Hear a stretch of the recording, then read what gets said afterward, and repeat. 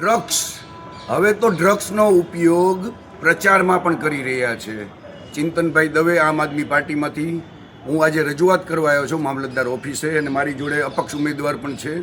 અમે લોકો સાથે મળીને રજૂઆત કરવા આવ્યા છીએ મૌખિક, કે આ લોકો રાતના સમયે 11 વાગ્યા પછી જે યુવા ધન છે એને ડ્રગ્સ આપી રહ્યા છે. કારણ કે અમે લોકો પ્રચારમાં હોઈએ છીએ ત્યારે અમારી પાસે માંગે છે કે 1 ગ્રામ આપો. એટલે મેં કીધું ભાઈ 1 ગ્રામ એટલે શું? મને કે સાહેબ પાવડર આપો. કે મેં કીધું પાવડર એટલે શું? પણ મને કે સાહેબ તમને એટલું નથી ખબર. મેં કીધું ના, અમને એવું નથી કંઈ ખબર.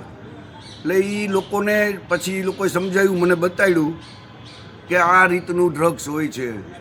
એટલે આવી રીતે જો વોર્ડ નંબર 2ની અંદર બજરંગવાડીની અંદર છોકરાઓને તમે ડ્રગ્સ આપશો પ્રચાર કરવા માટે, તો તમારા મા બાપ, તમારા સંતતિ, તમને ભગવાન કંઈ તમને આપશે, મોક્ષ આપશે.